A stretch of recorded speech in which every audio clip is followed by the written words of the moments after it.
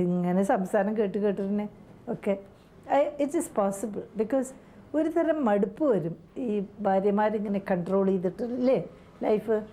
വളരെ വേർച്വസ് എന്നും പറഞ്ഞ് നടിക്കുന്ന സ്ത്രീകൾക്ക് ഭർത്താക്കന്മാരോട് ഭ്രമം ഉണ്ടാവില്ല, ആവേശം ഉണ്ടാവില്ല. അവരുടെ വിചാരം ശാരീരികമായിട്ട് ഭർത്താവിനെ ആശിക്കുന്നു എന്ന് പറഞ്ഞാൽ തന്നെ അത് വൃത്തികേടാണ് വിചാരം. അത് എങ്ങനെ നമ്മളുടെ ഇടയിൽ വന്ന് പെട്ടറിയോ? പണ്ട് ക്രിസ്ത്യാനികൾ വന്നപ്പോൾ പാപബോധം കൊണ്ടുവന്നു.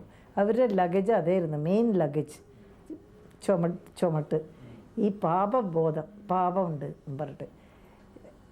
അപ്പോൾ എല്ലാവരും കഷ്ടപ്പെട്ടു. മനസ്സിലേ? ആഡമിനോട് ആപ്പിൾ തിന്നപ്പോഴേക്കും നാണം വന്നു, തുണി മറയ്ക്കണം അരക്കെട്ട് എന്ന് അല്ലേ? അതുമാതിരി പാപബോധം വന്നതിന് ശേഷം പെണ്ണുങ്ങൾക്കൊന്നും കാമം പാടില്ല. സെക്ഷുവാലിറ്റി എന്ന് പറഞ്ഞു ലൈംഗികത ഇല്ല പെണ്ണുങ്ങളുടെ നിന്ന്. അത് നല്ല പെണ്ണാവുള്ളൂ, നല്ല അമ്മയാവുള്ളൂ. കരഞ്ഞുകൊണ്ടേ ഇരിക്കും. ഇപ്പോൾ ടി വിയിൽ കണ്ടിട്ടുണ്ടോ? അവർക്കൊക്കെ കാമുണ്ടാവും. ആരോടെങ്കിലും കരയല്ലേ? ഇഡ്ഡലിക്ക് അരയ്ക്കണ മാതിരി ദിവസവും കരച്ചില്ല. കണ്ടില്ല? ഒരു സ്ഥിരം പരിപാടി. അമ്മയാണെങ്കിൽ കരയണം, ഭാര്യയാണെങ്കിൽ കരയണം. അങ്ങനത്തെ പെണ്ണുങ്ങളോട് ഭ്രമിച്ചിട്ട് ഭർത്താവ് ഇരിക്കുമോ? ദൈവത്തിൻ്റെ ഒരു വാസസ്ഥലമാണ് ഇത്. നമ്മളുടെ ശരീരത്തിന് അത്രയും ഞാൻ ഇമ്പോർട്ടൻസ് കൊടുത്തിട്ടുള്ളൂ. അത്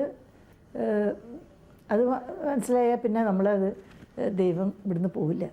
പള്ളിയിൽ ഓടില്ല. ചിലർ ഇപ്പോൾ പള്ളി പ്രവേശിക്കാൻ സമ്മതിക്കില്ല പറഞ്ഞിട്ട് പെണ്ണുങ്ങളൊക്കെ കിടന്നിട്ട് വിവാദം.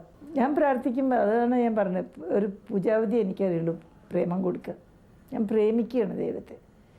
നിങ്ങൾ എല്ലാവരും പറയും എങ്ങനെയാണ് പ്രേമിക്കുന്നത്? അല്ലാഹുവിന് ശരീരമില്ല. ശരീരം വേണ്ടല്ലോ പ്രേമത്തിന്. ശരിക്കുള്ള പ്രേമത്തിന് ശരീരം വേണോ? അതൊക്കെ വെറും തെറ്റിദ്ധാരണകളല്ലേ ആളുകളുടെ. വേണ്ട. കുറച്ച് സംസ്കൃതം പഠിക്കാനുള്ള ഭാഗ്യമുണ്ടായി. അത് കാരണം സിദ്ധരൂപം അങ്ങനെ കുറച്ച്.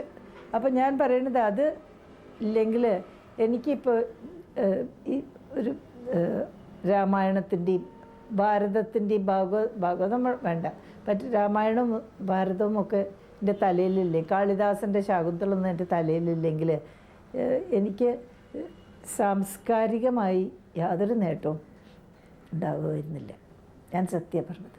ഒരു ഇന്ത്യൻനെസ് കിട്ടിയത് അതെൻ്റെ ശക്തിയായിട്ടാണ് ഞാൻ ഉപയോഗിക്കുന്നത്. അന്യനാട്ടിൽ പോകുമ്പോൾ, അന്യനാട്ടിൽ ഞാൻ പോകുമ്പോൾ എൻ്റെ ഈ നോളജ്, അല്ലാണ്ട് വലിയ ഫോർമൽ നോളജ് ഒന്നും വിദ്യാഭ്യാസം എന്താ ഉണ്ടായിരിക്കണം എനിക്ക് ഈ കഥകളല്ലാണ്ട് സത്യമായിട്ട്. പിന്നെ എൻ്റെ ജീവിതം തന്നെ. അപ്പോൾ അതിനൊരു ശക്തി കിട്ടുന്നത് ഏത് സ്റ്റേജിലും കയറി നിന്നിട്ട് ഇന്ത്യയെ പറ്റിയിട്ടും രാജ്യത്തെ പറ്റിയിട്ടും ലോകത്തെ പറ്റിയൊക്കെ സംസാരിക്കാനുള്ള കഴിവ് തന്നത് ഇതാണ്.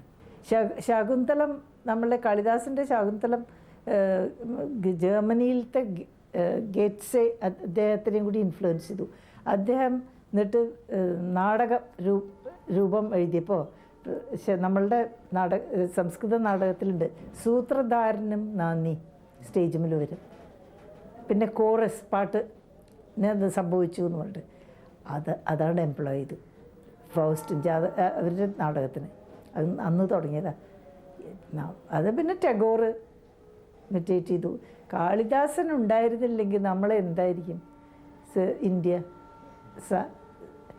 സാംസ്കാരികമായി നമ്മളുടെ നേട്ടങ്ങളിൽ ഒരു പകുതി ഭാഗവും കാളിദാസൻ കാരണം. എനിക്ക് I adore him, really adore him.